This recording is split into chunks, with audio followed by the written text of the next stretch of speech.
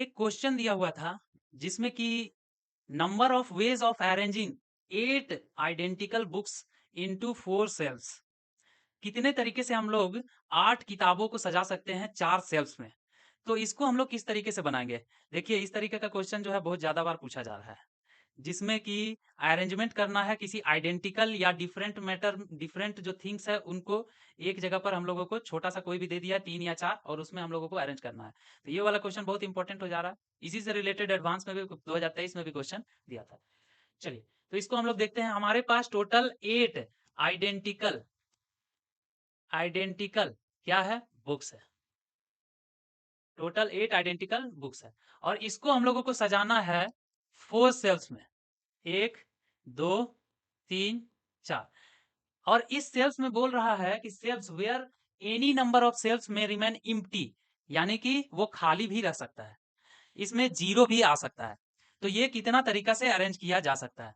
तो देखिए यहाँ पर ध्यान दीजिए 8 आइडेंटिकल है, यानी कि इन सभी बुक्स में फर्क कर पाना मुश्किल है। बस हमको इसको रखना है, डिवाइड करना है कि 7 3 में, 2 5 3 में, इस तरीके से हम लोगों को ऐसा डिवाइड करना है। एक बुक को हम लोगों को अरेंज नहीं करना है कि पहला बुक ये दूसरा बुक पहला बुक, नहीं ऐसा नहीं करना। हम लोगों को सिर्फ करना है कि 2 भाग में बाँट करके या 4 भाग में बाँट करके अलग-अलग अरेंज करना है। कितने तरीके से हम लोग कर सकते हैं। चूँकि आइडेंटिकल बुक है, इसलिए हम लोगों को बस नंबर्स का खेल खेलना है। तो सबसे पहला केस 1 में हमारा आ जाता है कि आठों किताब 8 बुक्स इन 1 शेल्फ। ठीक है? शेल्फ्स में हम लोगों को अंतर कर पाना मुश्किल है ना? क्योंकि इसमें कुछ बोला नहीं है, लेकिन शेल्फ्स जो है शेल्फ्स इसमें रखे, इसमें रखे, इसमें रखे, इसमें रखे, बात बराबर है। अलग-अलग बोला नहीं है, डिफरेंट है, ऐसा कुछ बोला नहीं है। तो इस तरीके का केस आठों किताब को किसी एक शेल्फ्स में रख दिए, तो वो हमारा केस बन रहा है एक तरीका का। कितना? एक।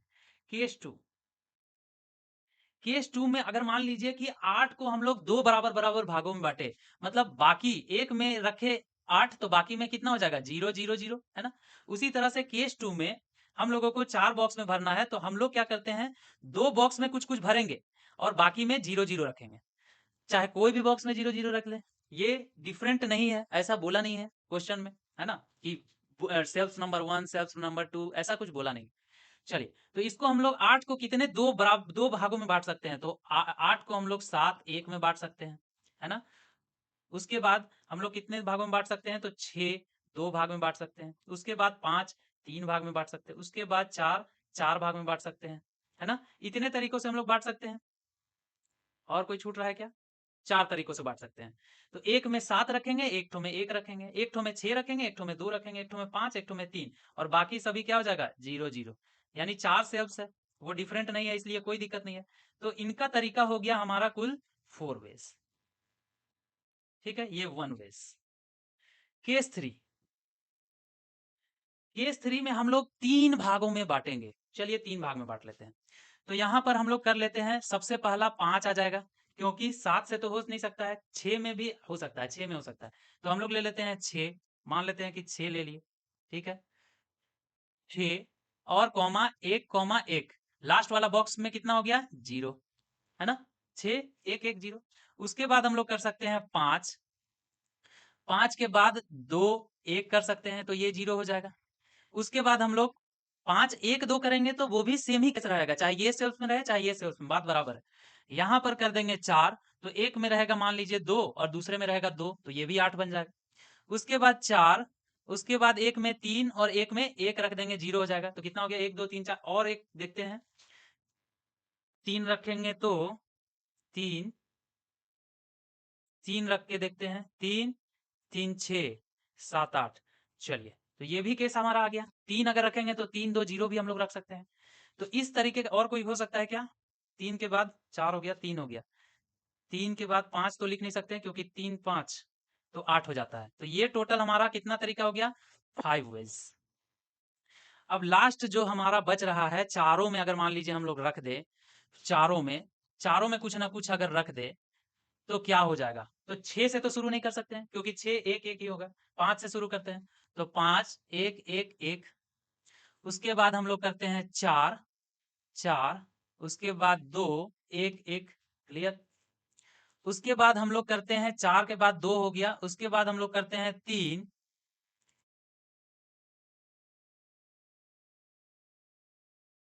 8 हो गया, 3 हो गया।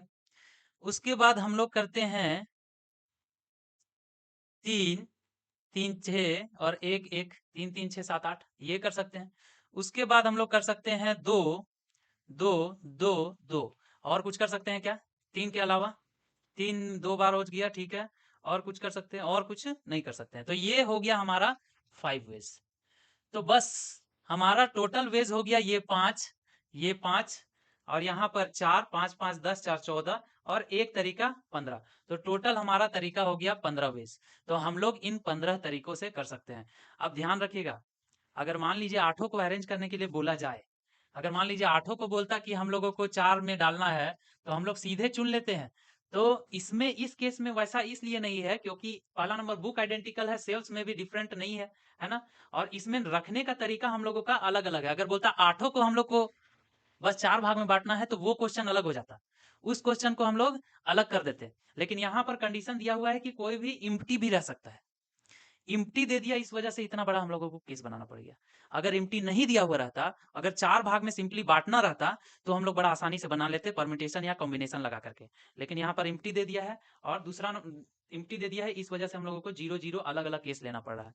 अगर बोल देता कि आठों को हम लोगों को अरेंज करना है 4 सेल्स में, तो हम लोग कैसे करते? तो हम लोग कर लेते, हम लोग सिंपली कर लेते 4 में 8 में से हम लोग x plus Y plus Z plus W is equal to सीधा लिख देते 8। अब इसी को सॉल्व करना था, ये हम लोग सॉल्व कर लेते। इसको सॉल्व करने का फॉर्मूला हम लोग जानते हैं, उसी से सॉल्व कर लेते, है ना? तो इस तरीके से इस क्वेश्चन को सॉल्व किया जा सकता था। चलिए, थैंक यू।